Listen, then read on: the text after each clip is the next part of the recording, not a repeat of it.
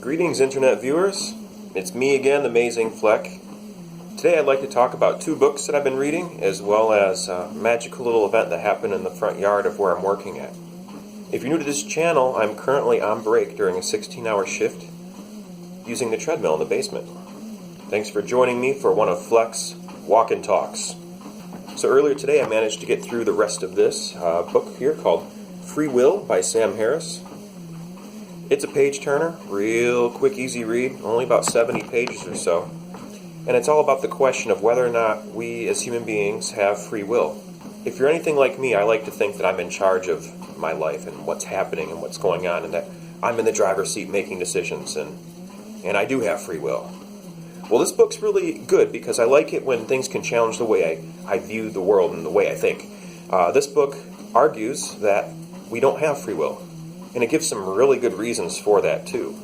I could get into it more with you, but I want to save the topic of this book for another video altogether for my book review series, which should be coming down later on, maybe this month or next month, depending on how fast I can get my opening. And then I picked up this book right here called The Stranger by Albert Camus, or Albert Camus. I think it's Albert Camus, or Albert Camus, or I don't know. I was never really good at speaking French, but it is a French book translated English. When it comes to translated books, it makes me really wonder, or translated works in general, whether it's poetry, books, movies, etc. It really makes me wonder what was left out, or what sort of idioms or analogies were adapted from one language to another. Like take, for instance, the phrase, "You can lead a horse to water, but you can't force him to drink."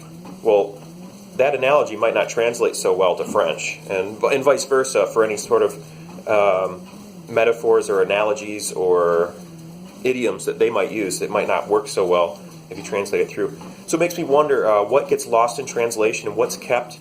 Who makes that call? Who makes that decision, right?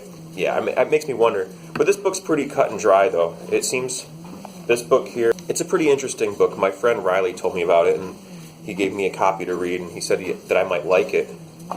I just got to the second half of the book. The first half of the book, something big happens, and the second half of the book is obviously going to work its way through that. I don't want to give away too much. I would recommend The Stranger to anyone who's into fiction in general. The way it's written is, it's a page-turner as well as the Free Will book. The Free Will book is more nonfiction, of course, so it's more of a book on philosophy and the questions of free will. While The Stranger is definitely a fiction book. It's about a fellow who, right at the beginning of the book, his mother dies, and he seems pretty desensitized to this idea that his mom's dead, and he seems very preoccupied with only his base needs of like hunger, thirst, and romantic relationships with women. And he seems just to be pretty much just detached from what's going on in the world around him and just kind of goes with it, goes with whatever's happening, and it leads him into a world of trouble, inevitably. So I don't know, maybe it's I'm not so good at explaining fiction books. I'm more of a nonfiction guy personally, but I'm trying to read more often.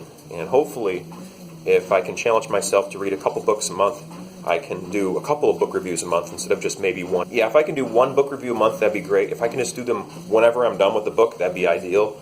If I can force myself to do two, that'd be awesome. At least 2 book reviews a month, ideally, but I'm going to start with just one. I don't want to get overly ambitious with everything I want to accomplish on this channel. I'm already scatterbrained enough. I don't need to be bouncing all over the place. And speaking of bouncing all over the place, we had this magical little discovery earlier today when I was reading these books in the front yard. I looked out the window. So did the people in the house that I'm working with here. They looked out the window, and we noticed this right over here. Let me adjust here, give me more room. Look at that. Count them. 7 deer right in the front yard. It was really cool. Usually, if we get any deer, it's usually 1, 2, maybe 3 or 4 tops, but 7 deer. Check that out. I gotta say, it was a good day. Some books, some nature. It was alright. Oh dear. Yeah, that's pretty bad. Well, anyways, yeah, what do I do as an in-home caregiver? It's kind of a private matter because I'm here taking care of someone else's needs on a daily basis.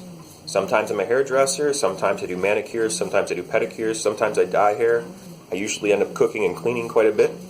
And if I'm good enough at my job that day, I can get everything done, and then I can have 15, 20 minutes here and there to pick up a book and read something. It's a long shift. 16 hours is a long shift.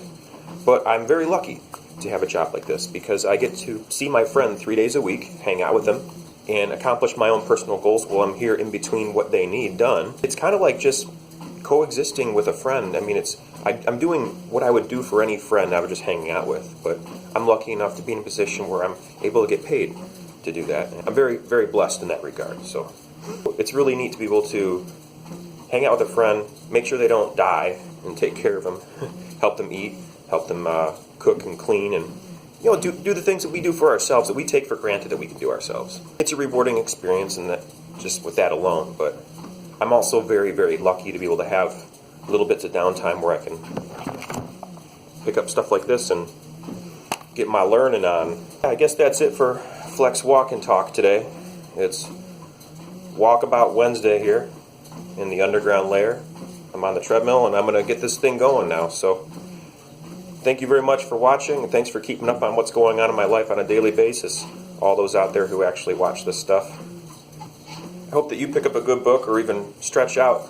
If you feel like you need to stretch out, hey, this is the opportunity. If you can't get up off your chair, then just stretch when you're sitting there. If you can get up off your chair, why not stand up and just fall down into a forward fold, stretch out those legs. You can thank me later. Okay, everyone, I'll leave you to it. Thanks very much for stopping by again. Remember, as always, keep safe, be well, stay humble, and peace.